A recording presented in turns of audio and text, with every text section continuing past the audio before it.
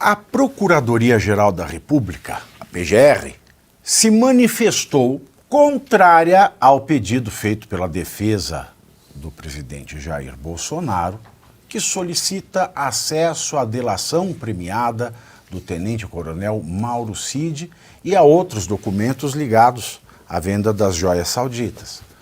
No documento, o procurador Paulo Gonet explicou que a colaboração de Cid vai além das joias e ela pode gerar outros desdobramentos. Aspas. Existem outras investigações em curso, ainda não finalizadas, que também se baseiam nas declarações prestadas pelo colaborador, o que reforça a inviabilidade do acesso pretendido neste momento processual, fecho aspas. Gonet, eu falei Gonet, não gonorreia, também afirmou que Bolsonaro não tem direito a acessar as informações até que seja formalizada uma denúncia ou queixa-crime. Meus senhores, nós vimos que o Bolsonaro ele foi indiciado. Se ele foi indiciado, já tem a coisa formalizada, em primeiro lugar. Em segundo lugar, Paulo Gonet, o senhor, que é coautor de livros com o ministro Gilmar Mendes, que diz que delação, colaboração obtida de réu preso, em especial de réu preso preventivamente, em desacordo com a legislação penal, é torturado, vai chamar o Mauro Cid de colaborador. Momento processual? Qual é o momento processual? Que processo? Já que o colaborador está preso, ou melhor, sob tortura. E assim caminha a perseguição jurídica ao ex-presidente Jair Bolsonaro, certo? Tenente-coronel Mauro Cid, né? Tenente-coronel Mauro Cid, uma das maiores personagens do governo Bolsonaro. Ele era aquele moço que ficava atrás ali do presidente Bolsonaro com aquela pasta que nunca ninguém sabia o que tinha lá dentro, né? O ajudante de ordem. Estive com o tenente-coronel Mauro Cid muitas vezes durante as motociatas e o currículo desse militar é um dos melhores do país, né? Filho do general Cid, o tenente-coronel Mauro Cid, Forças Especiais, campeão de judô, entre outras habilidades militares marciais que esse moço tem. Nós estamos assistindo... Ela está parecendo o Charles Henrique Pédia também. Sabe, lembra do Charles Henrique Pédia, do Pânico? Era maravilhoso. Passa o perfil completo. É maravilhoso. Nós estamos assistindo à destruição de um dos maiores valores das Forças Armadas, que é o tenente-coronel Mauro Cid. Uma destruição de carreira desse rapaz. E continua torturado. Isso é uma injustiça, isso deveria ser tratado de forma diferente e deveria ser tratado, inclusive, pelo Tribunal Militar. Ele, como militar, deveria estar sendo tratado pelos seus pares e não pelos párias do governo. A gente já tinha falado aqui semana passada, lembra, Pavê, então, sobre a PGR. Então não precisa, né? Muda a pauta. Sobre a PGR. Bateu em outra pessoa também. Mas ela tá muito vitimismozinho, senhor. Tô aprendendo, tô aprendendo com a esquerda. Hein? Você tem que se vitimizar. Eu não gosto de Ediane. Tudo é o meu lugar de fala. Tá aprendendo. Eu adorei o desabafo dele, tá batendo em outra pessoa. Que bom, tem que bater também. Tá magoado. Tá magoado, você Estou com rancor, por isso que eu não magoado. faço mais política. Ele fica magoado. Mas a PGR, ela negou, mais uma vez, lembrar a nossa audiência, porque a gente tem vários presos políticos, Felipe Martins, que tem como advogado Sebastião Coelho, o ex-desembargador de Brasília, isso, foi negado 2 reuniões com a PGR, né? A PGR, ela já está também agindo completamente de maneira política, desrespeitando toda a Constituição, e agora, de novo, desrespeita. E é importante a gente colocar que eles dizem que foi uma delação, mas a gente não sabe quais são as condições dessa delação, se isso não foi feito de maneira coercitiva, né? Quais foram as condições, uma vez que segundo preso Gilmar político. Mendes, coautor do Paulo Gonin no curso de Direito Constitucional, foi sob tortura. Pois sob é, tortura. exatamente, é preso político isso. Eles estão fazendo de toda e qualquer forma para prender o Bolsonaro e todos que estão em volta, né? Todos que estavam em volta. Gente, mais uma vez, quem prende opositor político é regime ditatorial, porque em democracias as ideias que são convergentes, elas convivem, elas coexistem. Se eu tenho uma malha social, ou seja, se eu tenho o Brasil que não permite que ideias que são ali opostas coexistam, significa que eu tenho um regime ditatorial, significa, portanto, que eu não tenho democracia. Eles usam a palavra democracia, né, ali como chiclete na boca o tempo todo para justificar atrocidades aí, toda essa militância descarada da justiça brasileira. E aí, como sempre diz Luiz, né,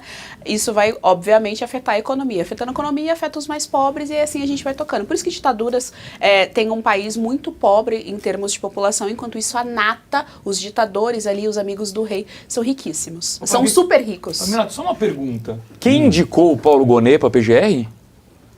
O presidente, óbvio. Então, qual é a surpresa de que ele negou o acesso à defesa do Bolsonaro? Para mim não tem surpresa nenhuma. Pois é, tudo feito ali. Agora, Pavinato... Mas ele foi sabatinado e aprovado pelo Senado. sim, é verdade. O maior congresso de direita da história. E aí é a hora que a gente bate nos nossos, né? Cadê os nossos senadores? Cadê o nosso, Não adianta, o nosso sistema não congresso? permite. Mas olha, eu quero colocar uma permite. coisa para o senhor e para a senhora que está aí em casa. Não é a direita que é boa, é a esquerda que está muito ruim nesse momento e está com uma estratégia que já está à mesa. Ou seja, reprimir aqueles que fazem manifestações, que é o que a gente está vendo aí, com as injustiças realizadas com presos políticos que sequer foram processados e ficaram presos por mais de um ano, sem foro adequado, inclusive. Então, a primeira, reprimir. Segunda, reprimindo manifestação, prender o líder da direita no país, achando que não haverá novas manifestações. Isso é um grande erro da esquerda. Se o presidente Bolsonaro for preso hoje, eu tenho certeza que essas ruas ficarão cheias de pessoas gritando: Bolsonaro livre, Lula fora. Concordo contigo. Talvez essa seja a razão pela qual eles estão adiando tanto a possibilidade de prisão do Bolsonaro. Porque eles sabem que seria um tiro não é no pé, é um tiro na cabeça. Ora, o Bolsonaro já está muito bem identificado pela sociedade brasileira que ele é uma vítima de perseguição. Tudo aquilo que foi acusado contra ele foi demonstrado que ou é uma acusação falsa ou é tendenciosa para afastá-lo como a principal liderança política do país. É óbvio. Aí você pega o caso do Coronel Cid, que você falou ali, é importantíssimo, Marcelo. O Coronel Cid ele é tríplice coroado? Não, ele deve ter 2 coroas, né? O que significa coroa? Ser primeiro colocado da toda a academia é uma coroa, da ESAO é a segunda coroa. Exato. E da ESEMI é a terceira coroa. A ESEMI é que forma os generais. Ele chegou a fazer a ESEMI? Não. Ele é duplamente coroado e estava agora para assumir Goiás, né? Ele assumiu o batalhão de Goiás. Significa, é alguém que, independentemente de ser filho de um general de 4 estrelas, estava sendo talhado para ser um dos grandes comandantes do Exército Brasileiro. O que eles estão fazendo? Destruíram o Mauro Cid. Por qual razão? Porque eles não podem permitir alguém que tenha esse respaldo e respeito dentro da força assumindo um cargo de comando de unidade militar, ou seja de uma região, ou seja de um exército. Eles não podem permitir isso. Porque eles pegaram o Mauro Cid e fizeram o Mauro Cid o tio Paulo do Alexandre de Moraes. É exatamente isso. Eles esvaziaram. Mas não foi só o Mauro Cid. Como é que é o nome daquele major que virou deputado federal? Que era o porta-voz, a liderança do presidente Bolsonaro na Câmara. Major Olímpio? Não era o Major Olímpio, é o careca. Eu me esqueci agora o nome dele. Também era alguém que era 01 de turma. Ou seja, todos aqueles que têm condição de ascender ao cargo máximo, ao posto máximo, melhor dizendo, no Exército Brasileiro, eles foram perseguindo ou foram mandando para a reserva. Não significa que os que estão aí são todos bajuladores e ruins. Não, são apenas alguns que estão calados. Não é nem pela sobrevivência pessoal, porque não querem atingir a turma, não querem atingir as Forças Armadas. Por isso que eles... Agora, quais são os que alavancaram? São aqueles, com todo respeito, não quero ser preso por isso, mas não tem respaldo na tropa.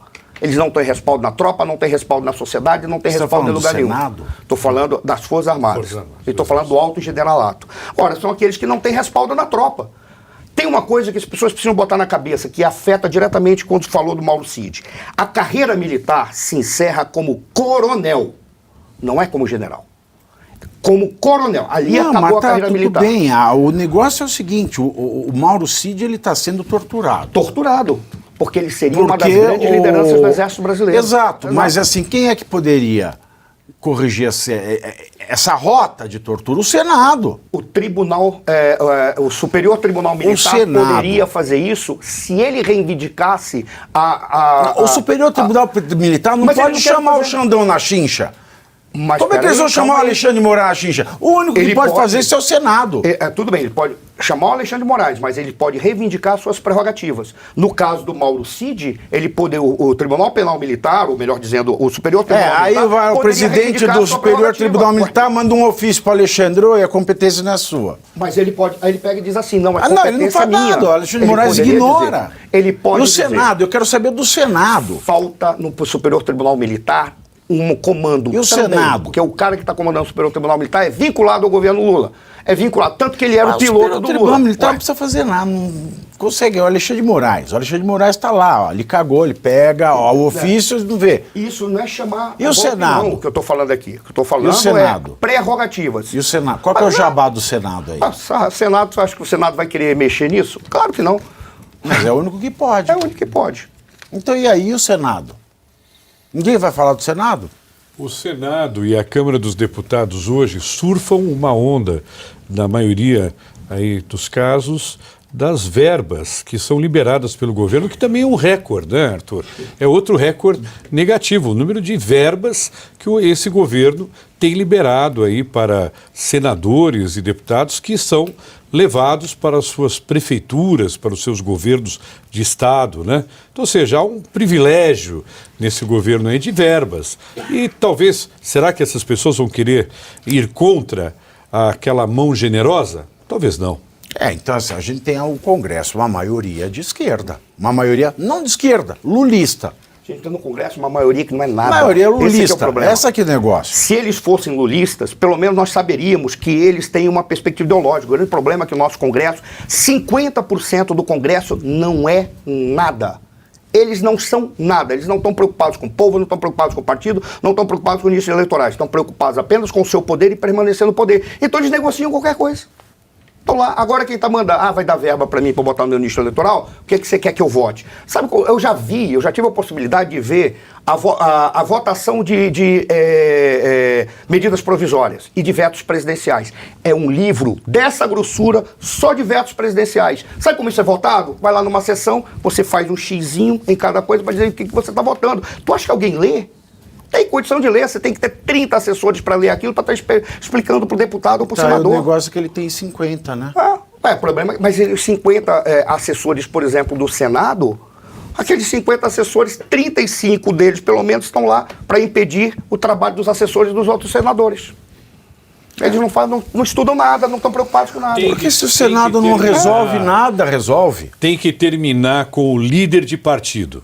O líder de partido, ele não teria cargo vitalício, ele não tem que administrar o fundo partidário, isso tem que acabar. Isso aí parece o coronelismo dos partidos. O líder é o presidente do partido? Que você está chamando de líder do partido? Ou Sem líder dúvida, do o presidente do É, partido. o cacicão. Então, ou seja, o cacique eles colocam como líder do partido e fica orientando as votações. Aquele negócio que liberou para votação individual, nem sempre é assim.